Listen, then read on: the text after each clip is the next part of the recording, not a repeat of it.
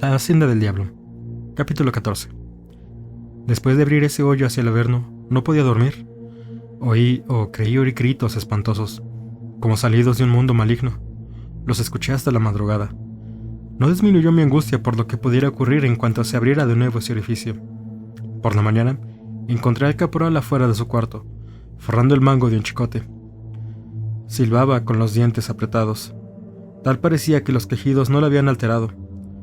¿Sabe a qué se refiere el viento cuando le dice, búscate y sálvate? Sí sé.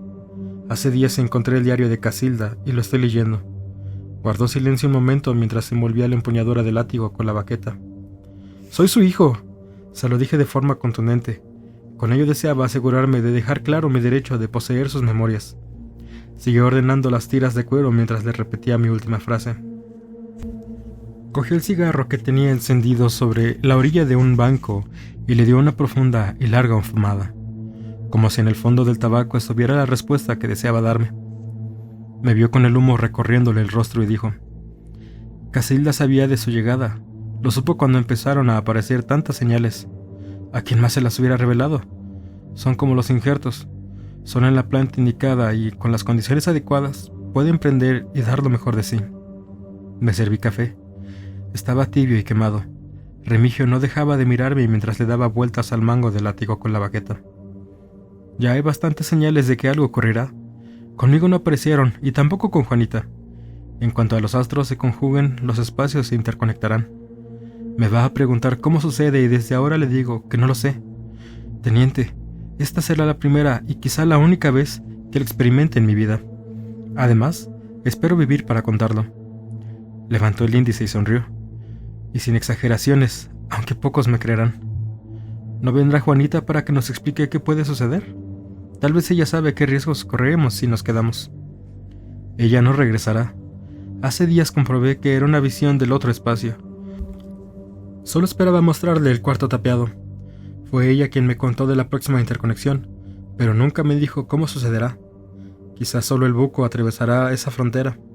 He pensado que quien está del otro lado se siente intrigado por nuestro espacio.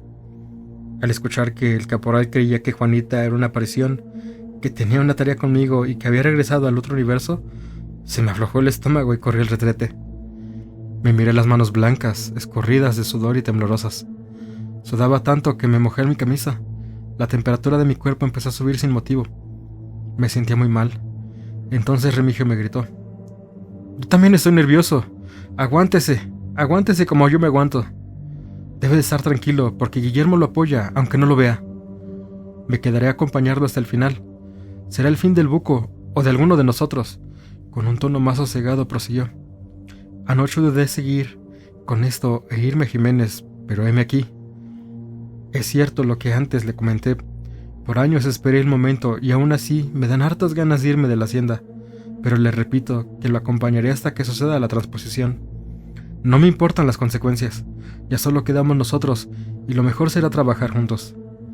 A pesar de la pestilencia de la letrina, no quería salir. Me entró la congoja que decidí quedarme encerrado hasta que todo hubiera sucedido.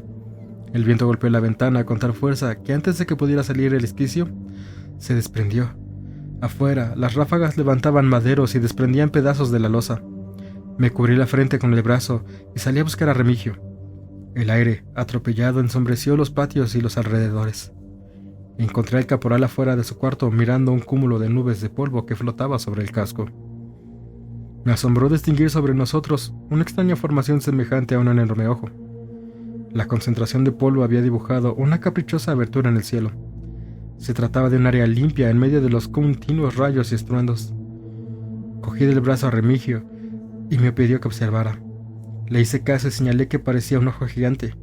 Le dije que lo mejor sería ponernos a cubierto. «Pronto llegaremos al límite», gritó y extendió la mano hacia el cúmulo de energía que se había formado. «El buco está luchando ferozmente, pero alguien no lo deja aparecer. ¿Casilda? ¿Memo? ¿Tomás? ¿Elías?» Traté de imaginar lo mismo que Remigio. Solo podía ver rayos y centellas concentrados en el orificio formado por las nubes. Me extrañó que aquello pudiera suceder, pero, a diferencia del caporal que estaba ansioso de que algo ocurriera, sentí que corríamos peligro. De pronto volteé al patio y me llevé un sobresalto al ver que la mujer de blanco que había visto antes caminaba con aplomo, sin que las corrientes y las traicioneras ráfagas le hicieran apurar el paso, sin moverle más que el faldón. Fuera lo que fuera, la lucha de Casilda y el buco, o Juanita, o Guillermo, o la muerte de Gregorio, respetaba la imagen de la dama de blanco. Mientras todo parecía ponerse de cabeza por la fuerza de la naturaleza, la mujer atravesaba el patio con serenidad. Golpeé levemente a Remigio en el hombro, dándole a entender que me refugiara en alguna habitación hasta que se apaciguara el viento, pero lo que realmente deseaba era guiar a la dama de blanco. Crucé la vereda y me detuve cuando ésta llegó a la mitad de la nogalera, como si esperara ser alcanzada. Se deslizó cada vez más despacio. Así siguió hasta que se detuvo en la puerta del granero, y yo hice lo mismo. En cuanto vi que giraba el rostro buscándome, me flaquearon las piernas. Empecé a toser incontrolablemente, mientras veía su cabello apenas movido por el aire. Creí que vería un demonio, una calavera, y pensando que enfrentaría una imagen parecida, me sostuve en un endeble tronco del árbol. Pensé que desfallecería al verla, y sin embargo, por alguna razón, seguí de pie.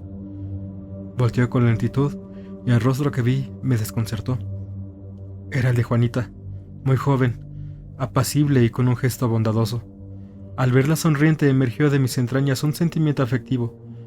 Le respondí con una forzosa mueca. No sé si fue una expresión agradable, pero deduje que había entendido mi intención. Decidí alejarme de ahí, y al tratar de evitar unos arbustos, se me atoró el pantalón. Cuando levanté de nuevo la mirada, ya no la vi. Recorrí la vereda buscándola, y así llegué hasta el granero. Entré, pero no había nadie. Encontré esparcidas las hojas de las memorias de mi madre. Mientras las recogía, comprendí que era más importante el próximo encuentro con ella. Necesitaba estar preparado para esa experiencia. Después podría dedicar años a escribir sobre Casilda, el Endrino, y sobre mi experiencia aquí. Recordé que Guillermo decía que una mirada apacible refleja un corazón apacible. En este caso, el alma de Casilda era un poema escondido que no alcancé a descifrar. Confieso que en ningún momento tuve miedo. Al contrario, me sorprendió sentir una paz espiritual enorme. Quería correr para comentarle al vigilante lo que había visto, pero si lo hacía perdería la oportunidad de verla de nuevo. Salí del granero y vi el sendero de la nogalera, por donde ella desapareció. Me extrañó sobremanera no sentir miedo.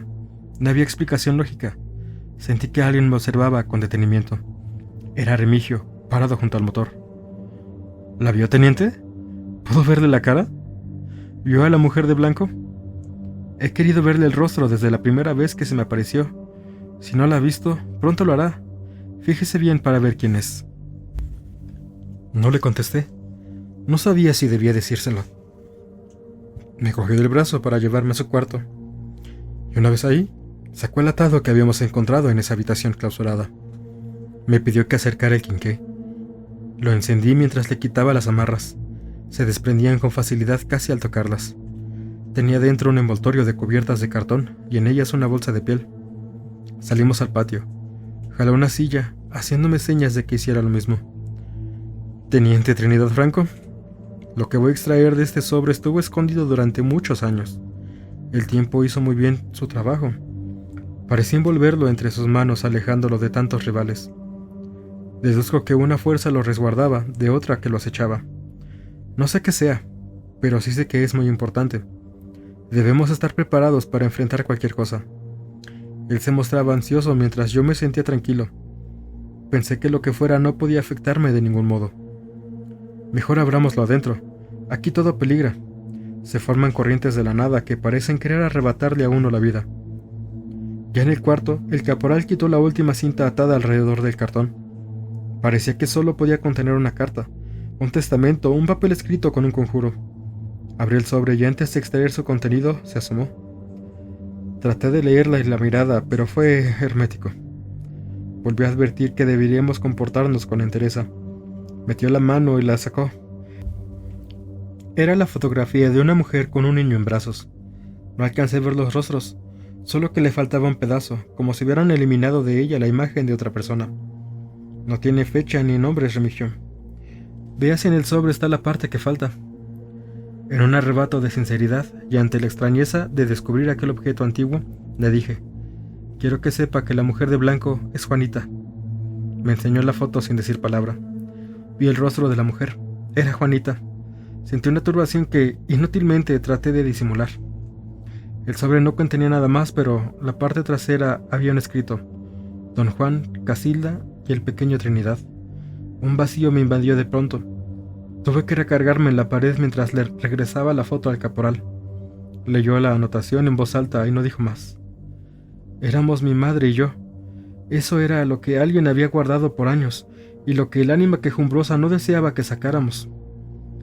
Esto no es lo que resguarda el buco, sino la otra parte de la fotografía. No quiere que la veamos. Pero ¿cómo podríamos hacerlo? ¿Qué nos revelará? Por algo no desea que la encontremos. Tal vez esté envuelta en piel y enterrada en el mismo modo. Quizá desea evitar que alguien realice el conjuro en su contra. ¿Bajaría usted de nuevo a la habitación cerrada, teniente? Un susto sobre lo mismo ya no es un susto. No le contesté tan rápido como él deseaba. En realidad, no le vi caso a arriesgarnos por la mitad de la fotografía, en la que aparecía ese don Juan. Mientras observaba los ojos del curioso anciano, pensé que a nadie en el cuartel le interesaría un retrato del dueño de la hacienda, y eso me incluía. Como sea, era su padre. ¿No quiere ver cómo era? ¿Acaso no tiene curiosidad por saber por qué o de qué protegerse?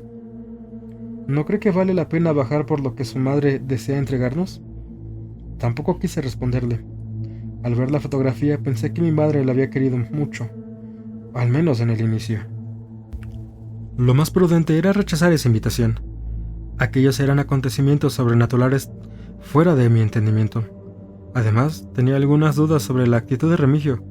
No quería correr el riesgo de que se molestara conmigo y abandonara la hacienda. Con prudencia le pregunté: ¿por qué desea acompañarme en lo que usted supone que puede ser peligroso para ambos? ¿Por qué se quedará hasta que llegue mi relevo? Tengo 69 años. A pesar de los maltratos de la infancia, he saboreado cada año desde el primero, pero nada se parece al que pronto va a ocurrir. Mucho tiempo y en ocasiones durante noches enteras deseé que llegara el elegido. Cuando hallé el cencerro supuse que pronto aparecería el destinatario de las señales. Se preguntará cómo sé todo eso, y yo le respondo: por Juanita. Le dije a usted que no hay rancho sin perros y precisamente por ello sospeché que me visitaba un espectro. Su madre trae un pesar que no la deja en paz. Nunca me lo contó, pero siempre lo deduje. Imagínese, yo ya tenía información sobre lo que aquí sucede cuando la conocí. ¿Usted cree que abandonaré el Endrino porque el buco trata de ocultarnos la otra mitad de la fotografía? ¿Quién quiere esa fotografía? Él trata de asustarnos, pero solo le ladra a su propio miedo. Acordamos discutirlo al día siguiente. Si nos decidíamos, escarbaríamos desde temprano, sin importar los lamentos que escucháramos. Realmente ninguno de los dos estaba entusiasmado con la idea de bajar de nuevo. Me despedí y fui a mi habitación. Al poco rato de estar acostado, ya casi dormido, escuché unas pisadas en el pasillo. Distinguí una sombra que no era la de Remigio, sino de un hombre más corpulento y joven. Salí con el arma en la mano y lo seguí. Lo seguí hasta el patio principal. Lo vi asomarse por la ventana del cuarto del caporal. En cuanto trató de abrir la puerta, le puse el arma en la nuca y lo hice entrar con Remigio. «¡Gregorio! ¡Gregorio Lara!», exclamó el vigilante cuando despertó, y nos vio frente a su cama. «¡Te creí muerto, Goyo!». En cuanto supe que ese hombre era Gregorio, deduje que fue él el que vino por mí por la estacada, y que nos espió a Coralia y a mí en el arroyo. Su rostro reflejaba una soledad abandonada al viento. Tenía una apariencia fantasmal. Supe que se había escondido por la estacada, y según me dijo, casi lo descubro cuando entré a la cueva de murciélagos. Gregorio nos reveló que sabía que Casilda había guardado un tesoro en el casco y que pensaba que lo había ocultado en la habitación sellada. También confesó que aquella noche había hecho las fogatas para distraerme y que mientras estuve averiguando el origen de las llamas, él alcanzó a entrar a mi cuarto e indagar el propósito de mi visita. «Oiga, Gregorio, a usted lo vi en Parral, en el salón de baile, ¿no es cierto?». Era yo, lo reconocí de inmediato. Cuando escasea la comida, me voy a trabajar al salón para comprar lo necesario y subsistir mientras busco ese oro, el oro del buco. No hay ningún tesoro, Goyo. No le des valor al metal, dáselo a lo que está sucediendo aquí. Mira lo que encontramos, le dijo el caporal, enseñándole la fotografía mutilada. Esto sí es un tesoro, pero solamente para el teniente Franco. Sé que crees que el oro está en el casco, pero no pensamos abrir de nuevo el techo del 14º, Si lo hacemos, será cuando llegue su relevo de Camargo. Mientras estaba en el salón, escuché a los militares decir que harán el relevo a inicios de mes, y eso es en unos días. Si no nos apuramos a abrirlo de nuevo, difícilmente podremos hacerlo con ellos aquí. Comprendí que por haber sido descubierto, Gregorio trataba de convencernos de buscar y compartir el tesoro. Nos contó que usaba la mina como escondite. Entonces entendí por qué había encontrado la entrada limpia de un día a otro. He bajado varios niveles, Gregorio. Me extrañó encontrar termos y tazas tiradas. Pienso que algo inesperado hizo huir a los mineros de ahí. Díganos, ¿qué sucedió en la mina? Una noche, 4 o 5 días después de la desaparición de Casilda, 3 obreros nos quedamos a jugar baraja dentro de la mina. Afuera llovía bastante y esperábamos que amainara. En medio de nuestro juego, escuchamos un relámpago que supusimos que cayó cerca. Los perros empezaron a ladrar de forma extraña. Sentimos como si algo se aproximara. Cerca del montacargas vimos una luz resplandeciente. Cogimos las herramientas creyendo que era algún truco para robarnos, como habían intentado en otras ocasiones, pero al acercarnos, la luminosidad se desvaneció, hasta ser apenas un destello. Todavía no me explico cómo, pero no nos alarmamos por lo que sucedió. Aquello irradiaba tranquilidad. De pronto llegó el buco con la pistola en la mano y disparó hacia la tenue luz. El techo tembló y pareció querer derrumbarse, así que tuvimos que correr. Por eso abandonamos nuestros enseres, aunque la gente creía que nos había estallado un barreno. Pero usted, ¿por qué rondaba el casco y no se acercaba a Remigio? Sé que hay oro enterrado, pero no sé cuánto. Primero quería saber si existía algún documento que diera cuenta del monto. Si era poco, no tenía caso involucrarlo. Solo me ocasionaría problemas. Por eso me quedé en las inmediaciones. Regresé a buscar algún túnel, algún barreno, algo de dinamita para abrir la tumba más grande. Lo utilicé para volarla un día que salió Remigio. Traté de restaurar todo para que no se percatara de mi propósito. Se levantó y caminó hacia la puerta. A ustedes les interesa la transposición que anuncia el fantasma de Juanita, y a mí el oro. Yo los ayudo a abrir el techo del cuarto, ustedes obtienen sus señales y yo las monedas. Se notaba que al caporal le daba mucho gusto ver de nuevo a Gregorio. ¿Por qué no te acercaste cuando me quedé solo, Goyo? Supe que el ejército confiscó el predio. Si te confesaba por qué había quedado, seguramente querrías parte del tesoro y no podríamos ocultárselo a los militares. Pero ahora que lo saben, estoy dispuesto a darles una tercera parte para los dos. Creo que es lo justo. La otra noche quise hablar con el teniente Trinidad, pero se desmayó. Me miró sonriente y prosiguió. La transposición de espacios no va a ocurrir.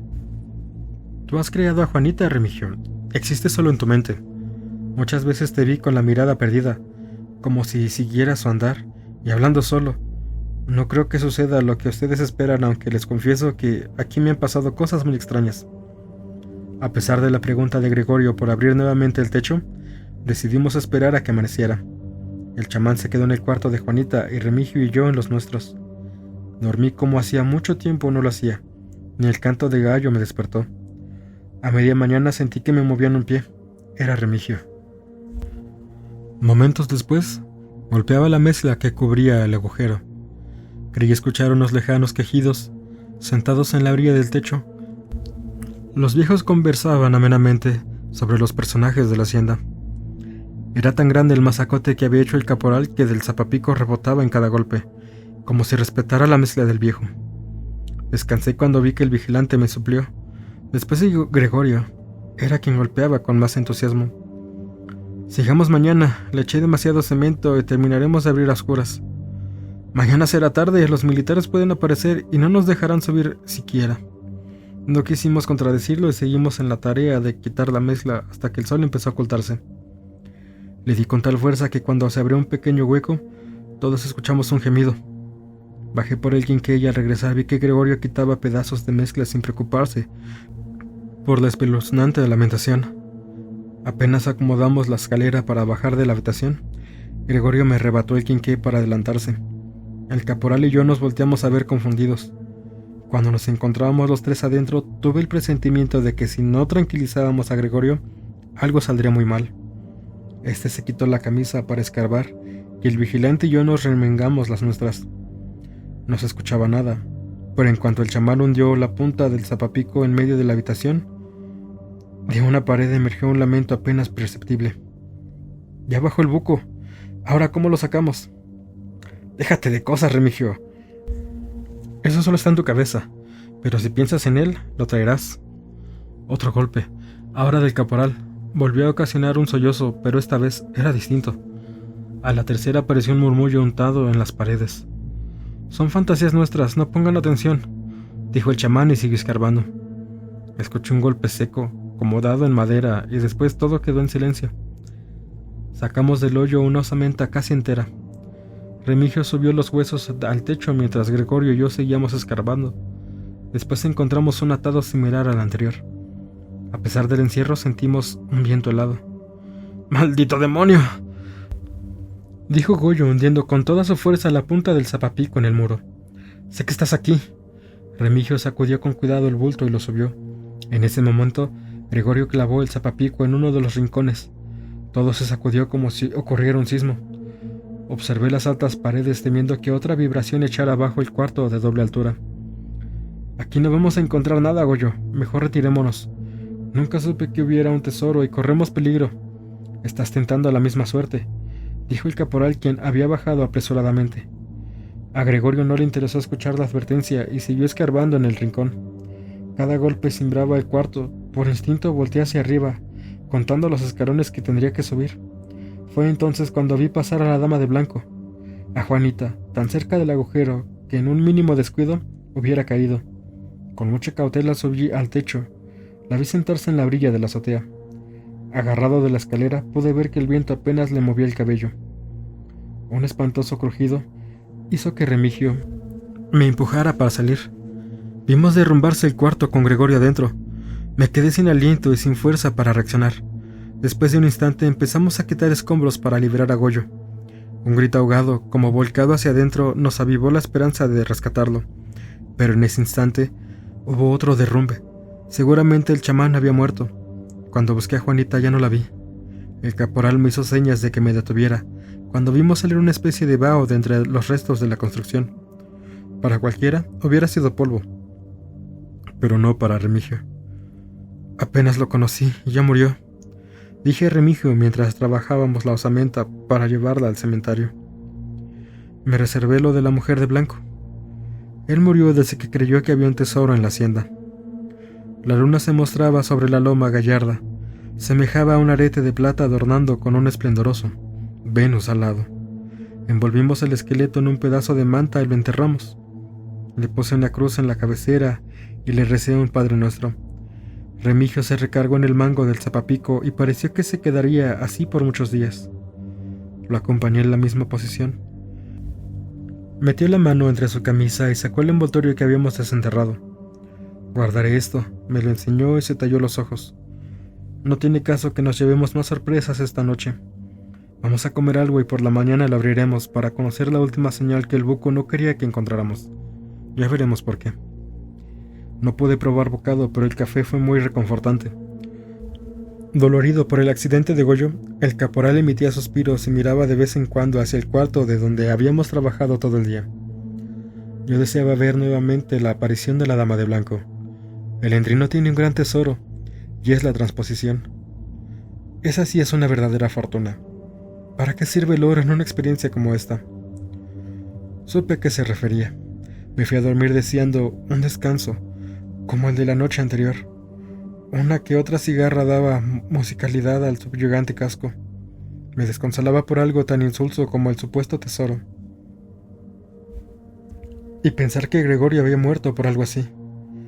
Quizá en otras circunstancias yo también me hubiera entusiasmado por la idea de encontrarlo, pero las pláticas con el vigilante tenían más que el peso de una moneda de oro.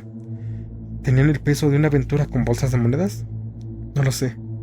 A pesar de lo cansado que estaba, pasé la noche dando vueltas en el colchón. Sentí un gran pesar por la rápida muerte de Gregorio. No recuerdo haber tenido una noche con un entorno tan tranquilo y a la vez tan desconsolador. La muerte de Goyo se me fue incrustando en el alma hasta que se convirtió en mía. Ni un solo ruido perturbaba esos solitarios patios. Supuse que era la calma que antecedía a la tormenta, pero la verdadera tempestad había sido ver a mi madre. Ver a mi madre pasar por encima de mi cabeza para salvarme la vida. Su amor surgió como un llamado para que saliera del hoyo. Quería volver a verla, acercarme lo más que me permitiera y apreciar ese rostro que había soportado tanto sacrificio y que ahora se conservaba tan lozano. Quería agradecerle por todo. Abrí la puerta, jalé el colchón y me acosté mirando hacia el patio, como en otras noches. Deseaba ver su imagen, desplazándose sobre las baldosas, o al menos sentir que el vestido amarillo se sacudía bajo su cubierta. Pero esta noche era de luto.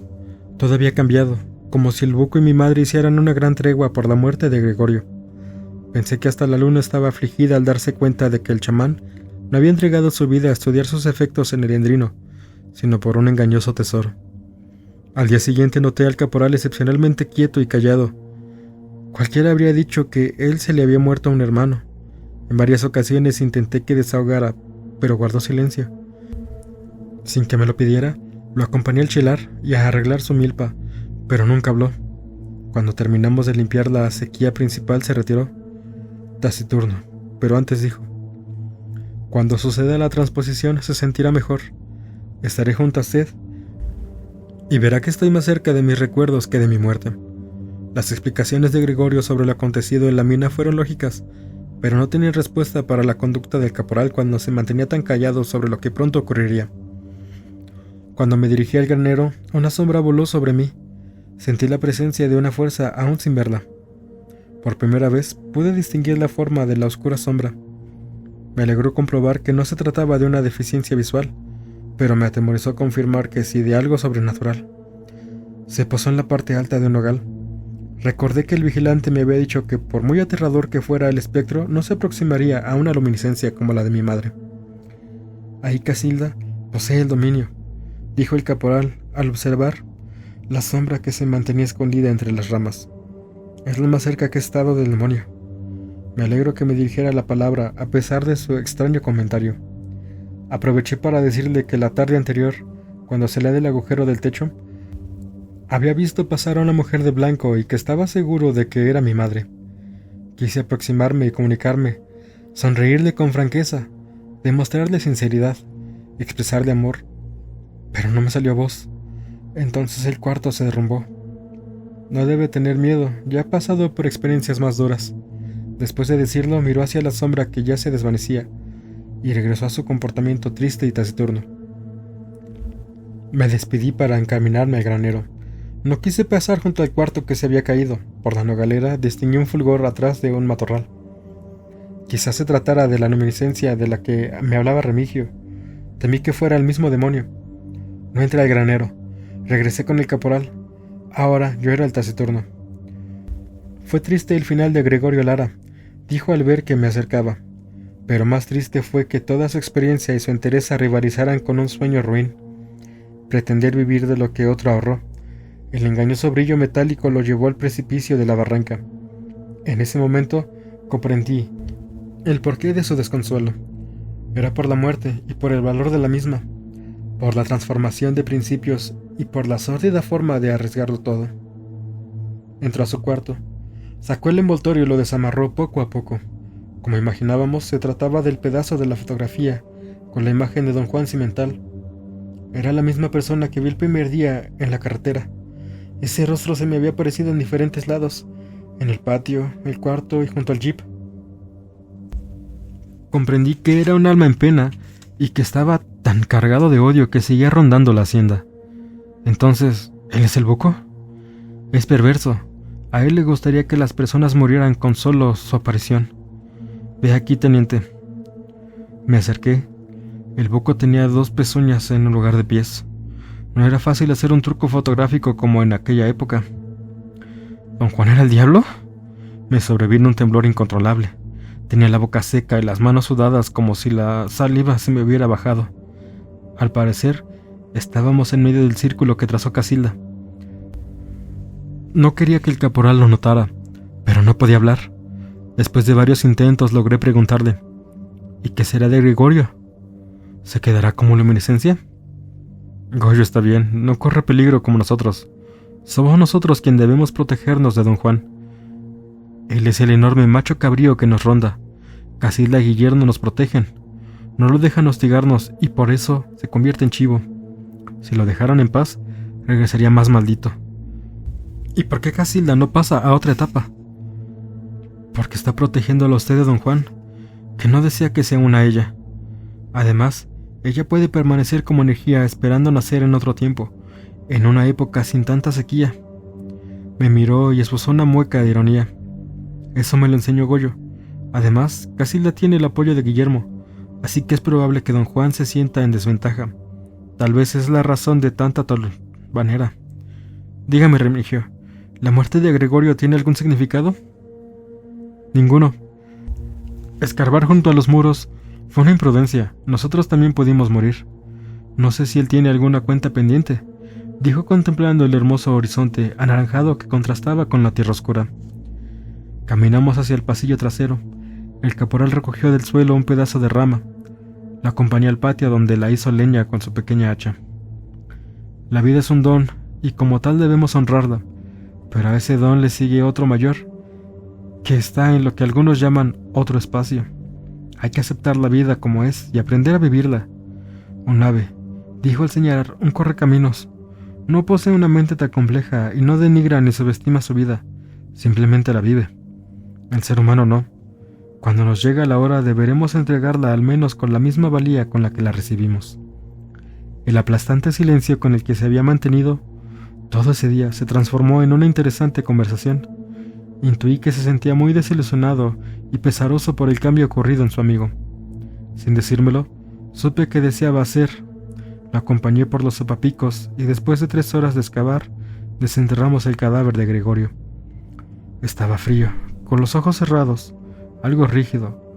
Lo envolvimos en una manta, lo bajamos de la azotea como piñata y lo depositamos en una improvisada tumba junto a la osamenta de mi madre. Ahora estás tranquilo, Goyo. ¿Ves? No valió la pena pretender otra riqueza cuando tenías algo tan valioso. Tú fuiste quien me hizo apreciar el poder de la luna, así como Juanita me hizo ver la experiencia de la transposición que se aproxima. Mientras Remigio se alejaba, coloqué una cruz sobre el promontorio que habíamos hecho. El viento que levantó el polvo hizo que me tallara los ojos. A partir de ese momento, el casco ya no fue el mismo para mí.